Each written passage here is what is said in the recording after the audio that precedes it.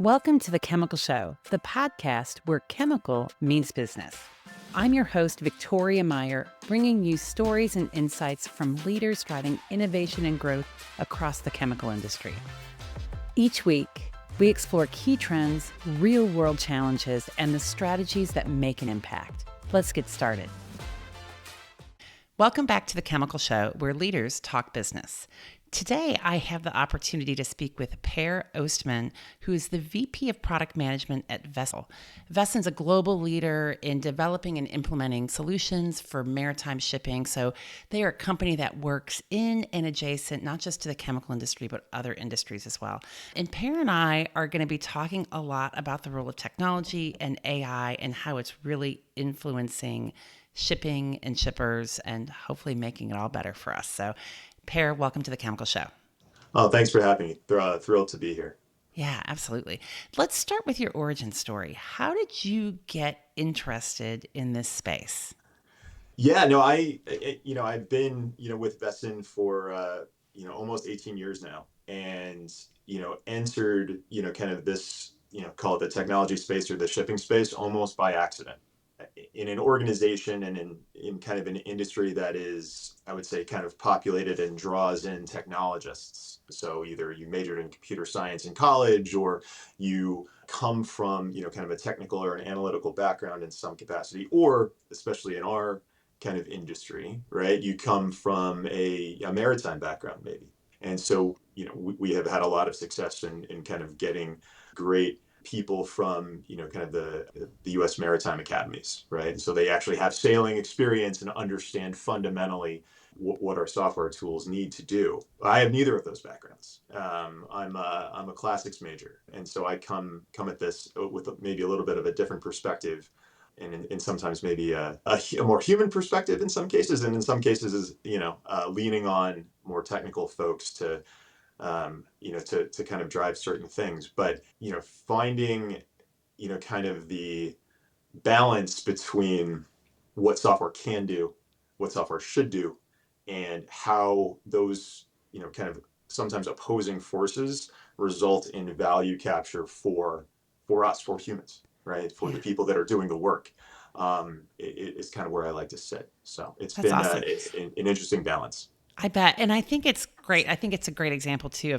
We sometimes think that, all the people in the chemical industry and working with chemicals are chemists Absolutely. and chemical engineers. And I'm sure you see this in shipping that Yeah. you must have worked in a maritime capacity. But the reality is, good strategic thinkers, we need people of all kinds of backgrounds and diversity. Right. Hey, like, Yeah. come into Veson or come into Yeah. the industry with a technical background, great, we'll teach you shipping.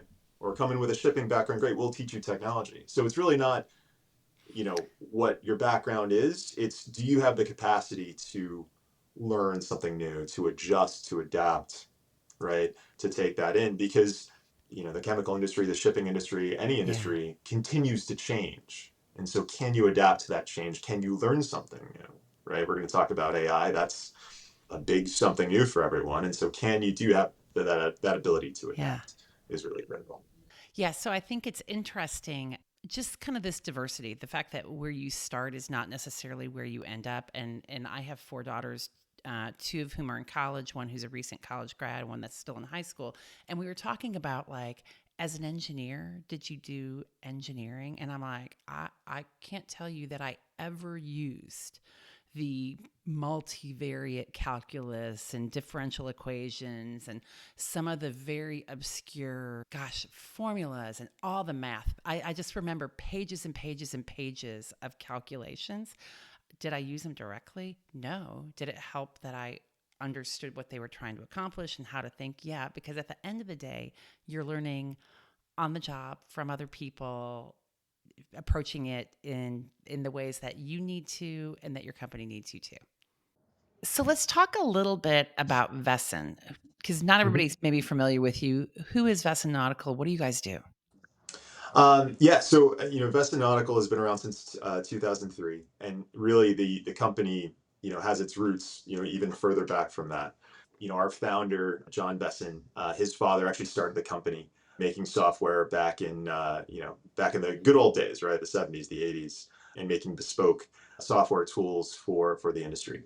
And, this was distance tables, this was, voyage estimation, fit for purpose tools for specific, kind of aspects of shipping. And, when John kind of took over, took the reins over and kind of reconsolidated, kind of the company in the early 2000s, the value and at the time, and I think is still the case today, right, is taking maybe some of these disparate kind of point solutions or systems and actually having a platform, right? Where these roles, these tools are part of the same toolbox. They all are natively integrated together. So what you have is like this end-to-end foundation where you can run your business. And that business specifically is, kind of the orchestration of, the contracts for marine bulk freight. And that's kind of been our bread and butter for, the last 20 years. Okay, that makes sense. And there is so much data Tons of data. across the shipping industry, right? Every industry has Mhm. a lot of data, but when I Oh think yeah. about marine movements and shipping, I think, you talk about shipping tables and stuff, and it's like I have a vague knowledge that those Yeah, things exist, but I know that there's got to be reams and reams of data and data points that somehow you have to make sense of in order to be effective and to improve and to really run businesses. absolutely. And I think that's always, kind of a constant challenge for us and, kind of the industry at large, right? Where, data is extremely powerful, but there's also so much of it. And so how do you surface the right data at the right time? Shipping is, in some ways a very, very simple business, but the realities get very complicated and nuanced and, very quickly. And I think especially kind of in the chemical trade where you're talking about parcel tankers and, it's not, simply an oil tanker where, give me all the oil you have and I will take it across the ocean. It is multiple different charters with parcels on a given vessel, multiple different calls at a port.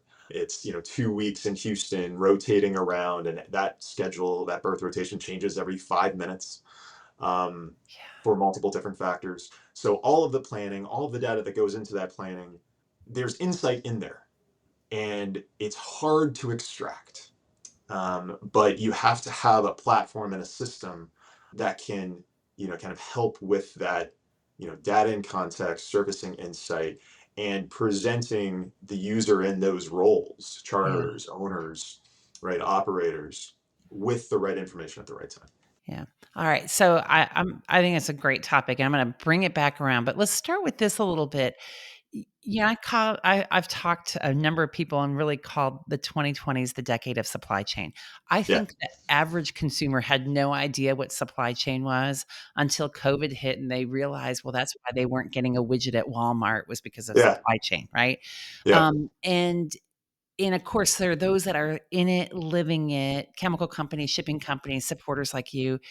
It's we're in it, right? We are in this decade of supply chain.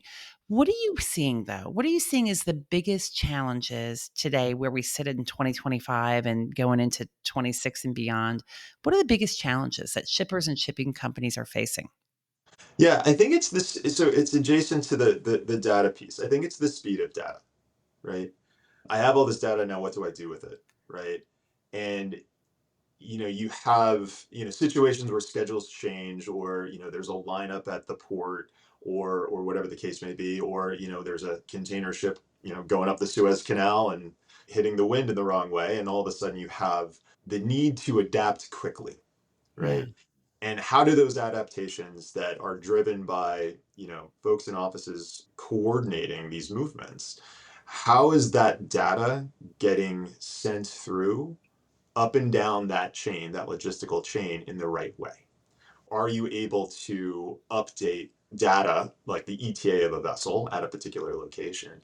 Is that information getting to the first link in that chain, but then is it also getting to the rest of those links upstream and downstream?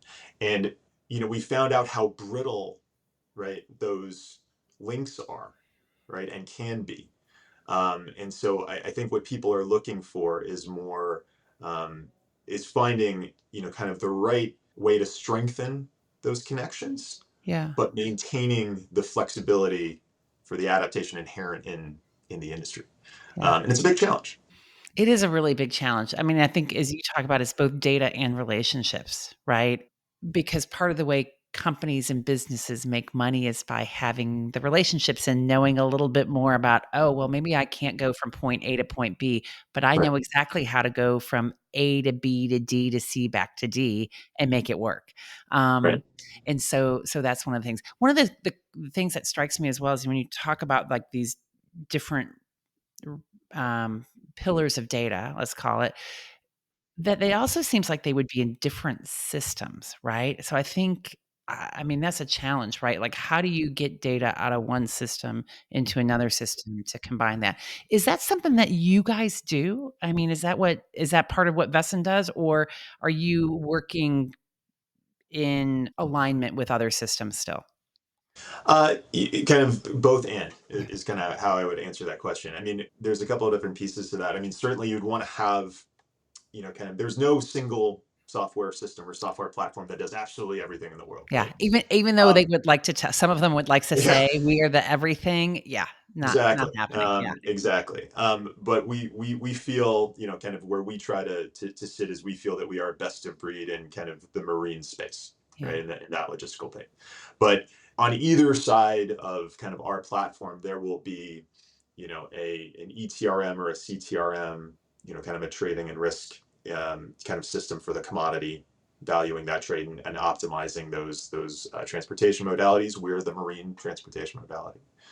And then, downstream from us would be, an SAP, a corporate accounting system, right? And everyone has those. And we don't try to be necessarily either of those things.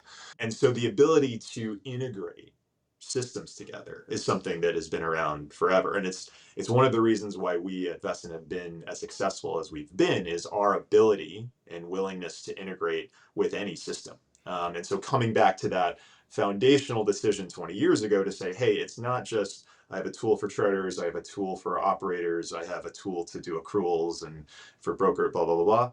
It's having a common platform that has a common language for the data, yeah, right?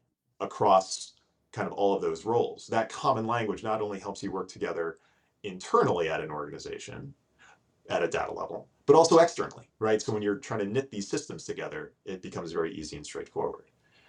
yeah. So we've always done that, but where that is now going to change, right? Because the challenge becomes very, very real. I need to get this information not just, to the places that I've always, had to get it to. I got to get it to all these other places. And how do we do that in the best way? And And that's where some faster and and faster, accurately right? Because and it things easy. don't go, Yeah, yeah, things are not slowing down, right? They're speeding up. And so how do we do that in the right way? And I think this is where AI starts to come into play, right? We want to okay. use AI for lots of different things. One thing that it's very good at, right, is translation, right? And that's not just language translation, that's technical and data translation. So the mapping exercise between system A and system B, the AI can do that. And so when we think about what is coming, what is here now, and kind of coming not in months and years, but in weeks and months, right? Is that ability to say, okay, we want to integrate these two systems together. The AI is going to participate in that connection and make that faster. That's fascinating because when I was at Shell, what now feels like a long time ago, I actually left Shell 10 years ago, today, I think. Oh, Um, congratulations. Thank you, actually, thank you, but it was a great experience and a great ride while I was there, but one of the things I did early in my career was around implementing e-business systems, but I also managed a process excellence and process enablement group where I think you talk about data mapping, that was Yeah. always like there was data Yeah. mapping teams of Yes. people for Yeah. everything because it's complicated. It's really But complicated. you see AI as being able to simplify and streamline that. Absolutely. I mean, that's recognizing patterns, doing translation, classifying data, taking maybe it's unstructured data, making it structured, and then manipulating that structure. That's what AI is really, really good at right now, right?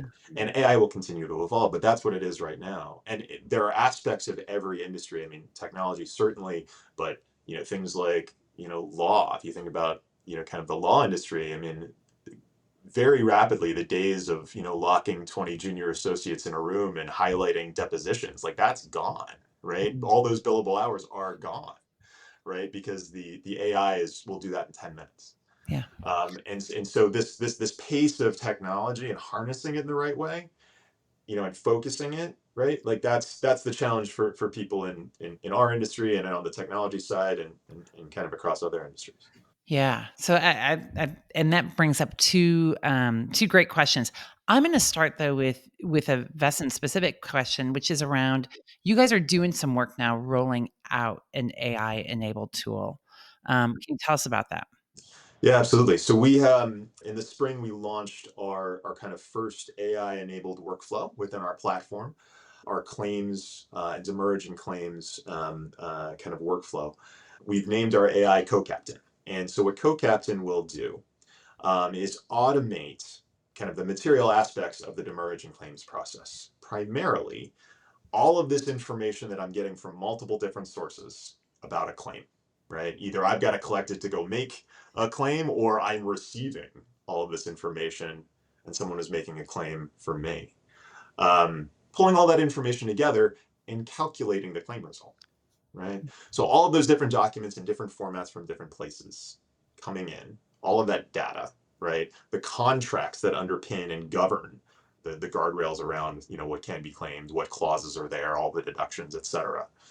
But pulling all of that information in, which today is entirely manual, and it's, akin to the law doc review example, it's people like printing out PDFs and looking for stuff. That is a great use case for what AI is good at today, right? Yeah. That pattern recognition, that, kind of pulling that information in, classifying it, structuring it, and then presenting it in a system so that a human can say, oh, that's the right clause, or hey, this data point is incorrect coming in from this agent or whatever it is, and now I can move this forward, right? Or hey, Yeah. here is the calculation that's going to drive my P&L and affect it in a certain way. I need to know that. I need to raise a flag. Or hey, this claim isn't worth my time. I'm going to move on, Yeah. right?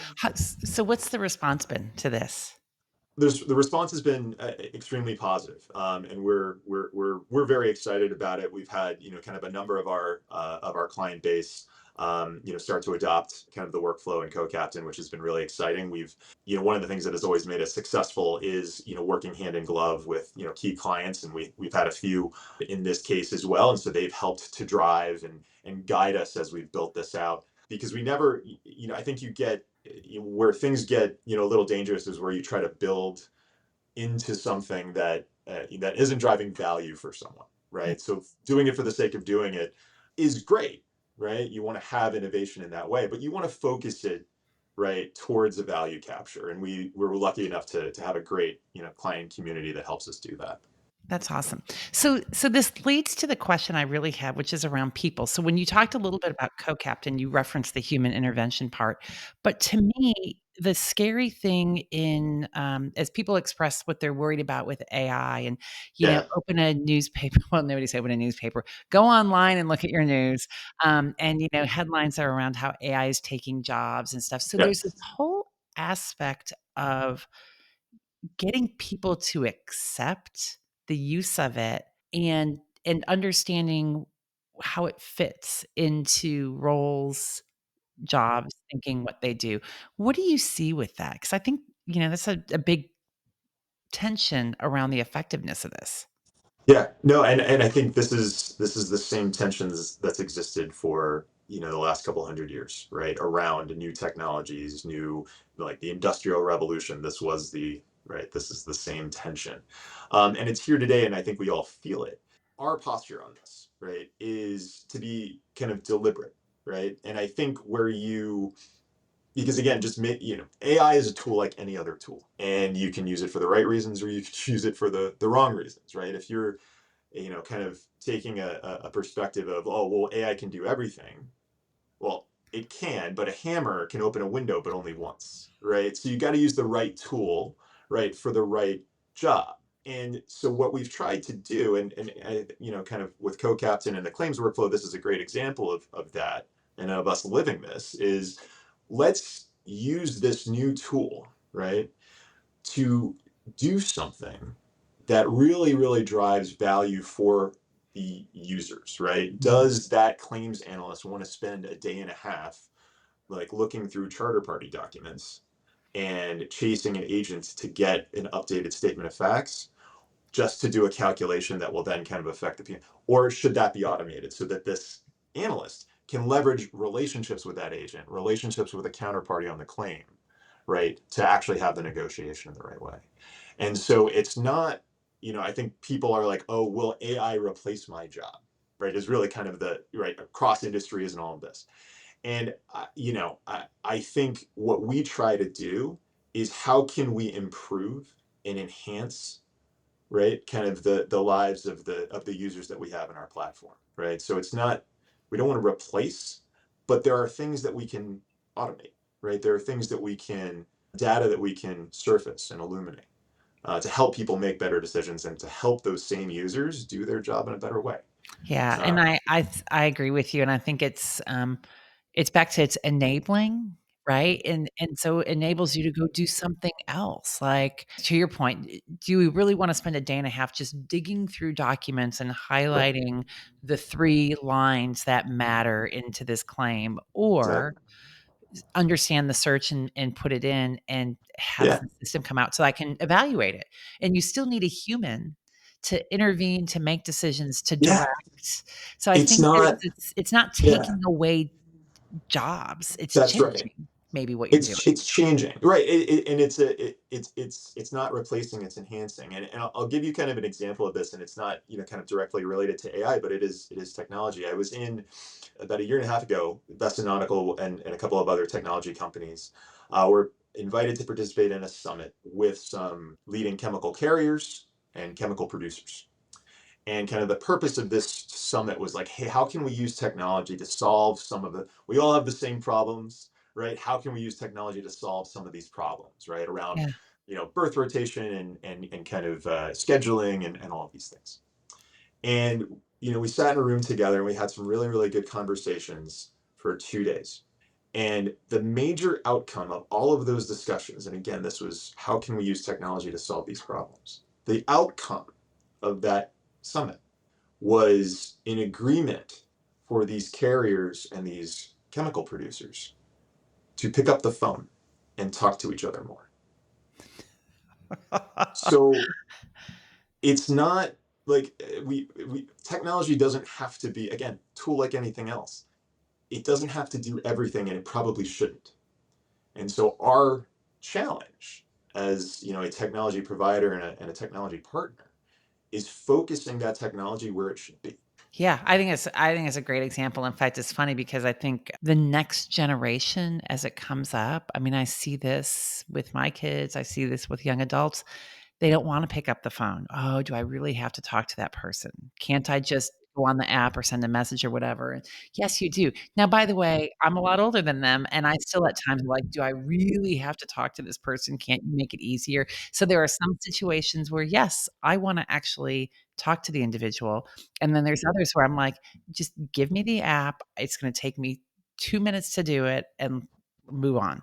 Right. So, yeah. In the lower left quadrant of technology and AI and kind of all of what it can do is it can wall you off, right? You can create kind of the constructs around you so that you actually don't have to interact on a human level with somebody, right? Yeah. You can hide behind the screen.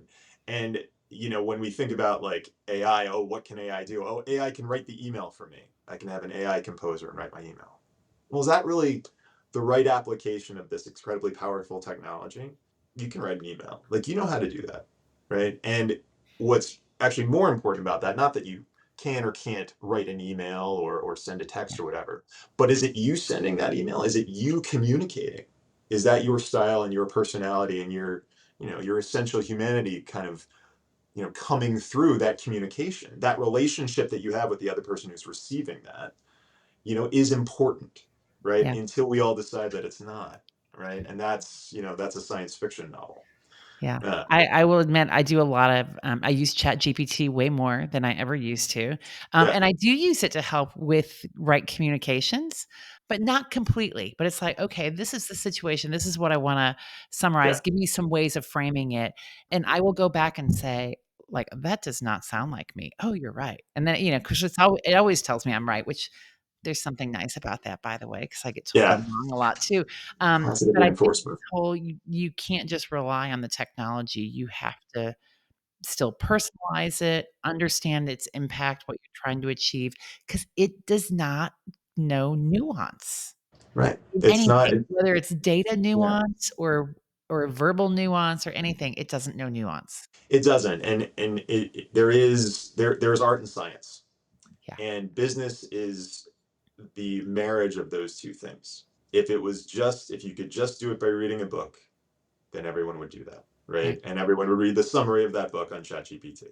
There And if you it go. was that simple, right, everyone would be a billionaire, and that's just not how it works, right? Yeah, There is an art to literally everything that we do, and AI is not going to replace that. right. Awesome. So, final question. Let's talk about leadership. I would like to ask my guests this because I think the answers are great. And there's a lot of people that listen to the podcast, that listen to the Chemical Show, and they're like, "Oh yeah, I really like knowing about you, the person, how you got there, and how you've evolved." But my question is this: so, as someone with a non-traditional background in chemicals and shipping, what advice would you give to someone looking to break into the industry or, yourself when you were just starting in this space 18 years ago? What do you wish somebody had told you at that point in time? I guess there are two things that I would say. One, I think don't be afraid of the things that make you unique when you come into any industry, right? The things that make you unique are also the things that make you effective, right? Don't sand down the edges of who you are, because then you're not, right? You're not being your optimal self, and you can direct your optimal self to do just about anything. So you're not going to be effective if you try to be like everybody else. Being unique, being different is important. We want a diversity of perspectives. That's what helps drive industries forward. That's what makes companies successful. If everyone agreed all the time and had the same perspective, that would not be a landscape that we want. Yeah. And I think the other thing that I would say is pick the things you care about and care about them deeply. You can't care about everything all of the time, but find the things that make you passionate and care about those things, right? Within the business, within your career, within the industry that you're working in. There should be things that you care about very, very deeply, and then there's some other things that you can let go, and let's not be emotional about those things. Yeah. But pick the things you care about. Love it. Great advice. Great advice. Per, thank you so much for joining me today. I've really appreciated and enjoyed our conversation. Absolutely. Thanks so much for having me. Absolutely. And thanks everyone for listening, keep following, keep sharing, and we will talk with you again soon.